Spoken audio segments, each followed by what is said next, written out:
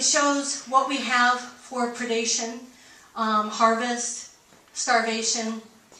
And so as you can see, so for the northern area, bear, everybody loves our bear.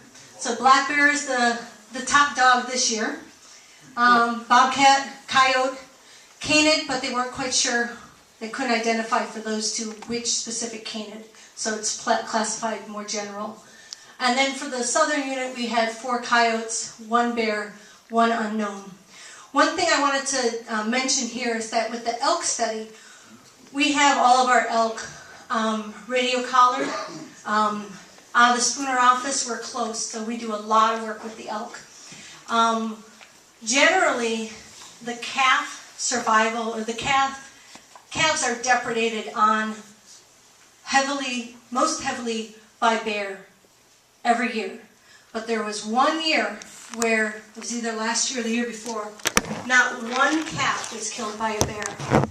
So that just kind of, I just wanted to reinforce that that's why we don't want to just go off of 1 year of information.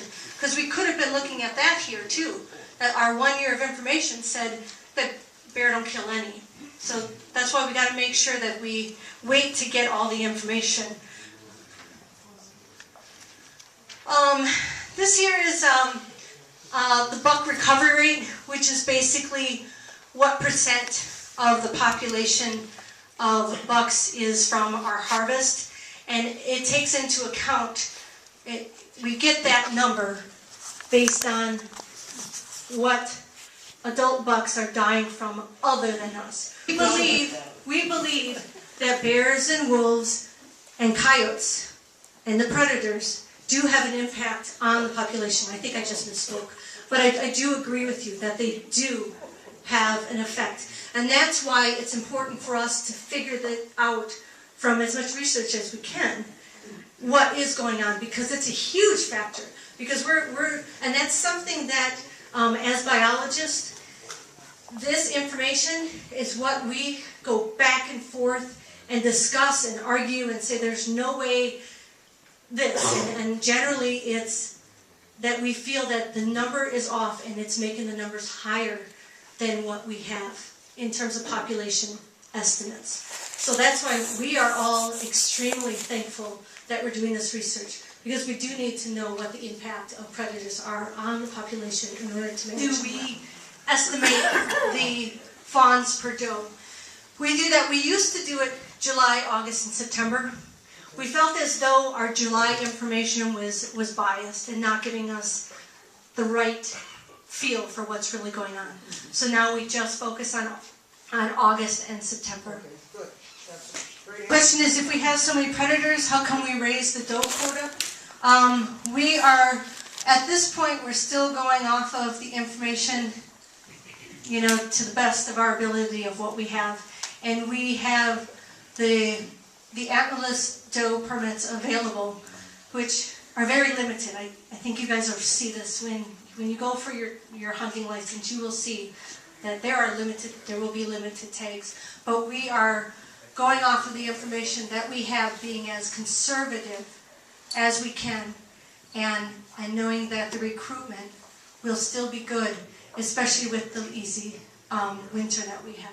There's a question here. Yeah, so you know that the bears are affecting the population more than likely. It sounds like the only animals, the only fawns that you know that they're eating is if they have a collar, otherwise you don't know where to look. So they could be eating more than what you're finding. Of course. Yep. So I'm sure you do a study to see how many bear there are, and I know you guys know there's a lot more than what there have been in the past. Mm-hmm. Why don't you give out more tags? You know this is affecting. I don't bear hunt. But I know people that do, and they have to wait 5, 6, 7 years, or whatever, a lot more than 1 year. Why don't you do for a year or two more tags? I mean, that's ridiculous. I think she's got some really good points, and I want to make sure I hit this. last year the warden in Siren said that they were going to up the because there were so many bear around Siren, they were definitely going to up the tags.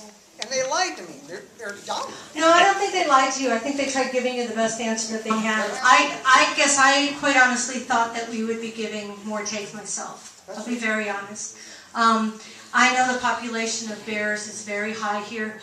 When I first moved here 10 years ago, having a sow with 2 cubs was like, wow. 3 cubs, you were like, oh my gosh. I mean, we can have a sow with 4, 5, 6 cubs. I mean, so we have some recruitment that is, you know, it's just like unbelievable of what we thought before. Now, what we're doing with the bears, if we have the tetracycline study, maybe some of you were involved in that. What we're doing is we're really trying to figure out what our bear population is. For a long time, we've been using just the harvest information to determine the bear population. Do you guys want me to tell you about the tetracycline, or do you guys know all about that? Anybody want me to go over it? Okay, so the tetracycline study, what we are doing with that is we have put up bait in trees, the bear, and in there are tetracycline tablets, which is basically an antibiotic similar to like what you cannot give children because it'll stain their teeth. The bone cell gets a color ring on it, and so when we take the rib sample and you submit that during the hunting season, it allows us to get a better accurate estimate for the population. We are in the 2nd year of that study. Once that information comes out, I think it's going to be very helpful. Right now we only have 1 year of information. When the quota information came out this year, I actually called the representative for the northern region that's on the bear committee, and I asked him, what is going on? I thought for sure we'd have a lot more. What he says, and I'll be honest, he goes over the numbers and information a lot more than I do. He said that basically the tetracycline information from this 1 year and the regular way that we've been estimating the population both suggest that the increased harvest that we've had the last couple of years is starting to take a turn on the bear. I'm waiting for the laughter, I know. I'm not sure if that is the case. I'm probably a little closer to you guys thinking that I think our population is probably still growing and is doing quite well, or is high. I don't know how you want me to put that. But I think, like I said, we are conservative when we manage our wildlife. And we want to make sure that we manage them well. And so we err on that side, not only with deer, but with our other species as well. Next year, I hope we have the right information that can let us properly do it. The other part that I'd like to hit is if any of you have some good suggestions, because this is another thing. We need input from you guys, I think, extremely strongly in this respect.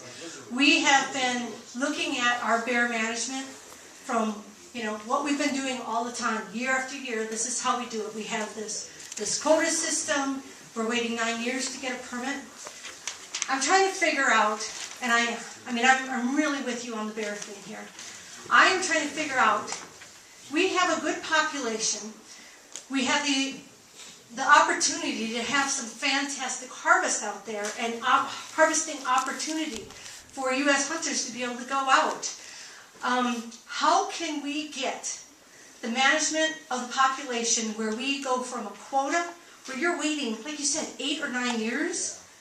It's crazy. How can we switch from that to where we can make these tags available to people? And I'm looking for a great answer with, so when you have those people that have been waiting 9 years, it's tough to just do an automatic switch and say, okay, now everybody can get a tag type deal, because you've had these people that have been waiting for 9 years to have this quality hunt with not as much hunting pressure out there. How do you go from a transition of that to making it so that we can maybe have a harvest that better matches what our population probably is? So if there's any suggestions you have, and I don't need to take all the time right now, but on your comment sheet, I think it would be fantastic if you guys could put any of your thoughts, because I think that that's really something that we as managers need help with. And the bear management plan is being written Right now, it's being rewritten